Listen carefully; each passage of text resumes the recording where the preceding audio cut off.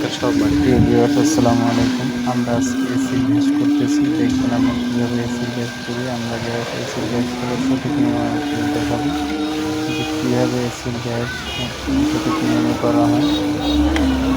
এসির গ্যাস আমরা আপনাদের করে দেখাবো। আপনারা সবসময় এসির গ্যাস সুন্দরভাবে করার চেষ্টা করবেন।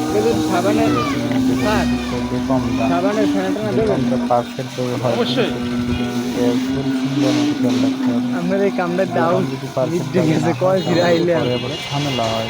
বাসায় কষ্টে পাচ্ছে স্যার হয় যদি কোনো প্রকার অক্সিজেন এসির পাইপের ভিতর থাকে তাহলে ওইটাই আপনার ঠান্ডা এসিতে খুব কম আসবে। বেকমটা দিতে হবে পারফেক্ট। আপনারা বেকম মেশিন দিয়ে সুন্দর মতো টানবেন এবং বেকম দেওয়ার পর মিনিমাম 10-15 মিনিট আপনি রাখবেন। দেখবেন যে বেকমটা পরবর্তীতে বেকমটা কোনো সমস্যা হয় বেকম ছাড়ে কিনা লিকেজ থাকলে বেকম হইলে আবার পরে ছেড়ে দেয়।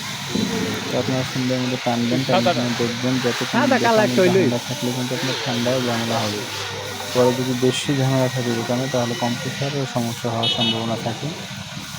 আপনারা বিশেষ করে বেকমটা পারফেক্টভাবে দেওয়ার চেষ্টা করবেন। বেকমটা দেওয়ার পর সুন্দরভাবে বেকম চেক করার পর আপনারা গ্যাস শেষ করবেন।